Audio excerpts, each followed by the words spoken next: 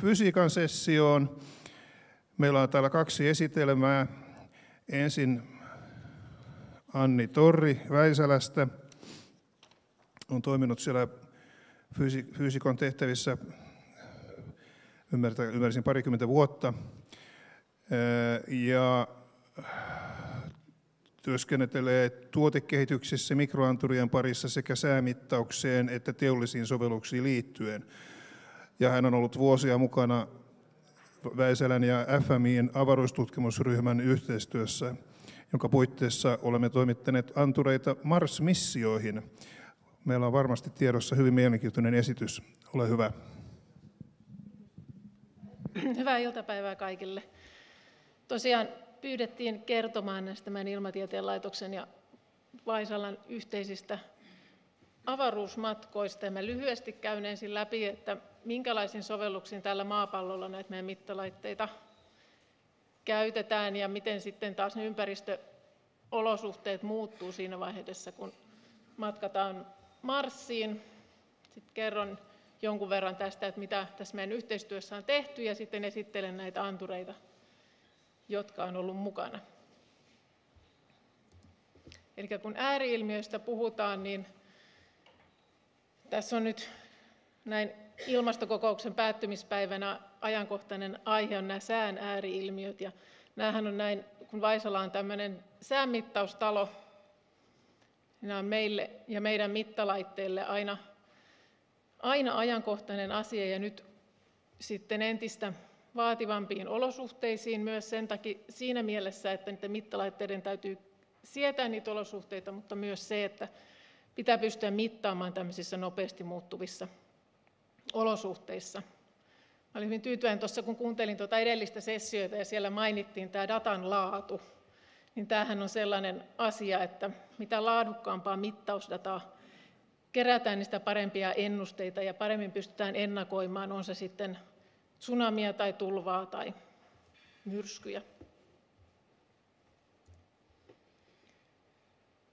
Eli tässä on nyt muutamia esimerkkejä siitä, tämä ensin nyt täältä maapallolta, eli mihin meidän mittalaitteita käytetään. Nyt Vaisalan instrumenttejahan löytyy säämittauspuolelta ihan maalta, mereltä ja ilmasta. Tuossa vasemmalla ylhäällä on kuvaa Etelämantereelta. Sinne on asennettu yksi meidän automaattinen radiosondiasema. Se on pelkästään tutkimuskäytössä. Ja toinen ääripää tässä lämpötilaskaalalla, tuossa oikealla on työmaa tuolta Dakarista. Siinä ollaan asentamassa lentokentän kiitoradan näkyvyysmittalaitteita. Sitten kun laajennetaan vielä tätä mittausaluetta ja mennään tuonne teollisiin mittalaitteisiin, meillähän tosiaan on aika laaja valikoima myös erilaisiin teollisuuden sovelluksiin, niin silloin päästään vielä näistä maapallolla esiintyvistä ympäristöolosuhteista laajempiin. Eli tässä on nyt esimerkkinä kosteuden mittaamista, ja ne kaikkein haastavimmat olosuhteet löytyy puhdastiloista. On se sitten lääketieteellisiä sovelluksia tai puolijohdeteollisuutta. Siellä on usein semmoisia prosesseja tai tämmöisiä valmistuslinjastoja, joissa täytyy hyvin tarkkaan kontrolloida niitä olosuhteita. Voi olla hyvin kuivia kaasuja. Meillä löytyy esimerkiksi semmoisia mittalaitteita, jotka mittaa kastepisteasteikolla alle -80, ja jos ajatellaan, että semmoinen suomalainen pakkaspäivä, niin kastepiste voi olla -20. Ja sitten tämä asia, mitä ei silloin, kun Vaisalasta puhutaan, voi ohittaa, eli luotaukset. Tässä nyt noustaan sitten jo maapinnalta ylöspäin, eli tuossa on kuva meidän radiosondin laukaisusta.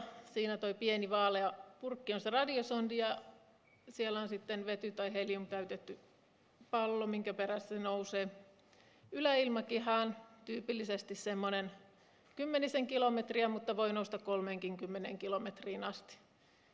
Ja siinä matkan varrella sitten, jos ollaan esimerkiksi tuolla tropiikissa, niin siellä voi olla jopa -90 asteen lämpötiloja. Paineessa siellä ihan yläilmakehässä on laskettu jo pienimmillään ehkä muutamaan hehtopaskaliin, kun ajatellaan, että tässä maan pinnalla ollaan siellä 1000. Se vähän riippuu siitä pallon koosta, että tavallaan siinä vaiheessa kun lähetetään, niin pitää miettiä, että laitetaanko isompaa vai pienempää, mutta kyllä sinne 30 kilometriin on päästy. Tosiaan alaspäin tullaan sitten ihan painovoimalla. Mutta meillä on kyllä käytössä myös sellainen niin sanottu drop-sondi, erityisesti tuolla Amerikassa, eli sitä käytetään tämmöisiin sellaisessa tilanteessa, että meren päällä on kehittymässä hurrikaani, niin sinne lennetään lentokoneella sinne yläpuolelle ja sieltä pudotetaan tämmöinen samantyyppinen, vähän eri tavalla paketoitu mittalaite pienen jarruvarjon kanssa. Ja sitten kun se putoo sen kehittyvän hurrikaanin läpi, siitä saadaan taas ne meteorologille tärkeät paine-, kosteus-, lämpötilatiedot, semmoinen profiili mitattua merenpintaan asti, ja tällä voidaan sitten tehdä taas parempia malleja siitä, että mihin kohtaan rannikolla se hurrikaani rantautuu. Mutta sitten tosiaan tämä Mars-tarina. Mehän ei, siis Vaisala ei ole avaruusteknologiafirma eikä meillä ole omia tuotteita, mitkä mittaisi tai olisi suunnattu niin kuin avaruudessa mittaamiseen.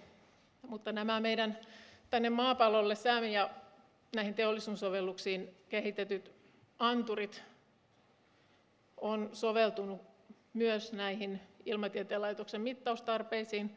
Siinä tietysti vahvuutena se, että kun on hyvä luotettavuus ja pitkä elinikä, niin sitten voi matkustaa vaikka Marsiin asti. Tässä on nyt vähän vertailunumeroita siitä, että minkälainen se ilmakehä, tai ei oikeastaan täytyy puhua kaasukehä silloin, kun on Marsista kyse, eli siellähän reilut 90% siitä kaasusta on hiilidioksidia, ja sitten tuossa näkyy, että hieman typpeä, happea, vettä ja argoniakin löytyy. Ja tosiaan näillä meidän antureilla on mitattu painetta ja kosteutta. Lämpötilaskaala onkin sitten mielenkiintoisempi, eli tuossa nyt valitettavasti Fahrenheitteina ja vähän pienemmillä numeroilla celsiuksena, kun tämä on NASAn materiaalia, eli kylmimmillään -140 ja sitten siellä lämpimmillään mennään vähän plussan puolellekin. Ja lämpötilan muutokset ihan päivittäinkin on huomattavasti isompia kuin täällä maapallolla, koska se kaasukehä on ohut. Paine on hyvin alhainen, tai siis maahan verrattuna hyvin alhainen, alle 10 hehtopaskalia, eli ollaan suunnilleen siellä samassa luokassa, mitä on silloin, kun radiosondi on ihan siellä kaikkein korkeimmassa korkeudessa, mihin se nousee. Tuossa oikealla näkyvä kuva on tämmöinen Mars-simulaatiokammio, missä Ilmatieteen laitos on testannut näitä mittalaitteita ja mallittanut ne. Elikkä jos mennään eteenpäin, niin tässä näkyy esimerkkejä. Tässä vasemmalla on meidän paineanturi, kiekko ja sen alla kosteusantureita. Eli kaikki tämä meidän anturivalmistushan tapahtuu puhdashuoneessa tämmöisillä ohutkalvoprosesseilla. Tuommoinen kiekko on noin 10 senttiä halka sieltä, siinä on sitten 100-200 chippiä. Ja tämä meidän puhdas tilahan on tuossa Vantaanlaaksossa, missä meillä on täällä Suomessa tämä suurin osa meidän toiminnasta. Mutta työnjako Ilmatieteen laitoksen kanssa on ollut se, että me valmistetaan nuo chipit, pakataan ne, ja sen jälkeen he on kehittänyt sitten nämä mittalaitteet. Koska tässä on ihan erityisiä vaatimuksia silloin, kun lähdetään tuonne näihin NASAn tai ESAn missioihin mukaan. Eli siellä on tietysti luonnollisesti pitää olla paino, hyvin kevyt. Sitten kaikki komponentit, mitä sinne laitetaan, pitää olla hyväksytettyjä avaruussovelluksiin. Tuossa oikealla tämä on tämän viimeisimmän Mars-luotaimen kosteusmittalaite. Tuo valkoinen pötkö, mikä tuossa näkyy, niin siinä on semmoista vähän teflonin kaltaista suodinta ja sen takana sitten löytyy se kosteusanturi. Tässä vähän vielä lisää kuvia. Nämä kuvat on Ilmatieteen laitokselta Jouni Polkolta. Eli tuossa vasemmalla ylhäällä on tämä painemittalaite ja oikealla sitten näkyy se kosteusmittalaite ilman niitä suojakuoria, eli siinä on sitten ihan piirilevyjä nämä meidän kosteusanturit zipit. Tässä alhaalla sitten se Mars-mönkiä, jonka kyydissä nämä sinne pinnalle laskeutuu, ja tämä kosteusmittalaite löytyy tuossa, jos ajatellaan, että tuo kamera on tavallaan pää, niin siinä kaulaosassa, koska senhän täytyy nähdä hyvinkin sitä ympäröivää ilmaa. Painetta voidaan mitata sitten letkutettuna, eli se löytyy tuon mönkijän tuolta runko-osista. Sitten kun mennään näihin varsinaisiin antureihin, nämä on molemmat kapasitiivisia antureita, eli tämmöisiä kondensaattorirakenteita. Tässä ensin meidän kosteusanturi, eli siellä on tämmöinen lasita-alumina pohjakiekko, ja sen päälle on rakennettu sitten metallien väliin tämmöinen aktiivinen kerros, joka on polymeeria, eli kosteus kulkeutuu tuon pintaelektronin läpi sinne polymeeriin ja sitten muuttuu sen polymeerin dielektrisyys ja sitä kautta saadaan sitten muuttuva kapasitanssisignaali. Sitten siinä on vielä se laskutoimitus, että muutetaan se kapasitanssi kosteudeksi. Me tietysti tehdään tällä maapallolla näihin sovelluksiin ne omat kompensointimme, mutta tämä kompensointi, mikä tehdään sitten siihen Mars-olosuhteisiin, niin se on tosiaan Ilmatieteen laitoksen käsialaa, ja he on tehnyt siellä niissä Mars-kammioissa mallituksen, jolla linearisoidaan sitten vasteet siellä hiilidioksidia oikealla lämpötila-alueella. Tässä on sitten karkeasti esitetty meidän paineanturi. Se on tämmöinen PMEMS-anturi, mikä tarkoittaa, että meillä on piikiekosta tehty semmoinen ohut taipuva kalvo, eli etsattu ohueksi vähän niin kuin rummun kalvo. Sitten siinä pohjana on vähän paksumpi piikiekko, ja sitten ne liitetään yhteen niin, että sinne jää tämmöinen referenssipaine sen kalvon alle, mikä täytyy siis olla matalampi kuin se, mitä me mitataan. Ihan tällä meidän niin kuin perusreseptillä ei näitä antureita sinne Marsiin voitu tehdä, eli kosteusanturit käy sellaisenaan, mutta näitä paineantureita meidän täytyy vähän virittää.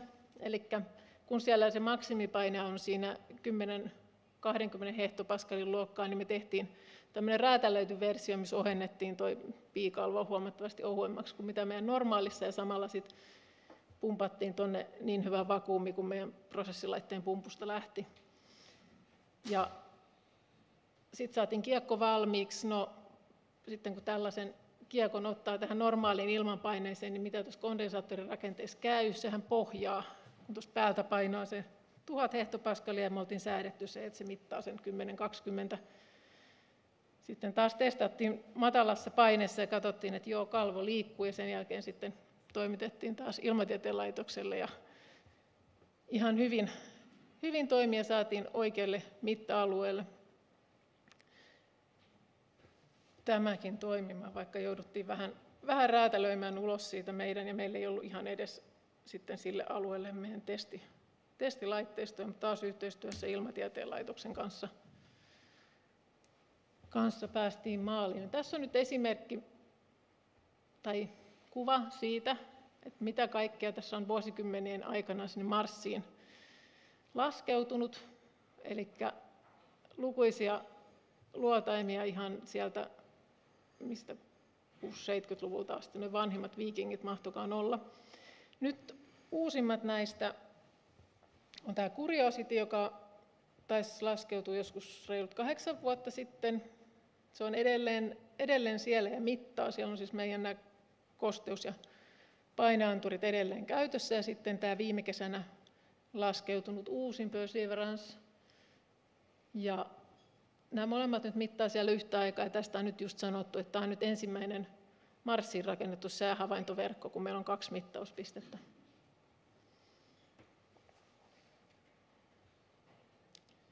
Sitten vielä jatko on tulossa, eli jos aikataulut pitää, niin ehkä 2023 olisi tulossa seuraava laskeutuja tänne Marsin pinnalle. Me ollaan oltu myös mukana Ilmatieteen laitoksen missiossa, mikä meni Saturnuksen kuuhun Titaniin. Se oli itse asiassa ensimmäisen tämän onnistuneen Mars-laskeutujan jälkeen, tai itse asiassa se oli vielä silloin kai sellainen, mikä kiersi kiertoradalla, niin sen jälkeen heti silloin 90-luvulla tehtiin myös tämmöinen hyvin pitkä avaruusmissio, missä siis tämä luotain kiersi ensin maapallon ja sitten ohitti siitä muut planeetat ja laskeutui lopulta sinne Saturnuksen kuulle Titanille. Ja siellä oli mukana meidän pelkästään tuo paineanturi. Tämä kosteus on nyt vähän uudempi parametri.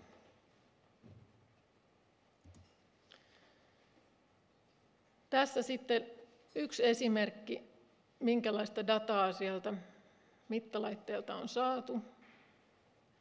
Eli tässä kuvaajassa keltaisella on kosteusdataa ja keltaisella on lämpötiladataa ja sinisellä kosteus. Ja noin yhden tämmöisen Mars-vuorokauden mittainen datasetti tässä. Ja tuolla oikealla asteikolla on lämpötila, niin siinä näkee, että tämä lämpötilamuutos yhden vuorokauden sisällä on aika suurta. Eli tässäkin 70 astetta.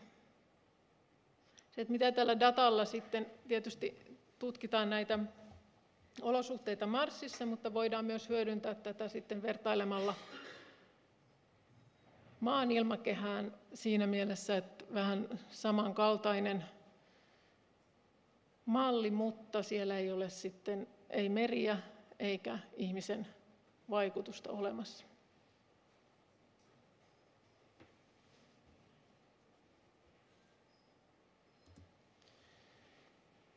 Kiitos. Tässä meidän avaruustarina.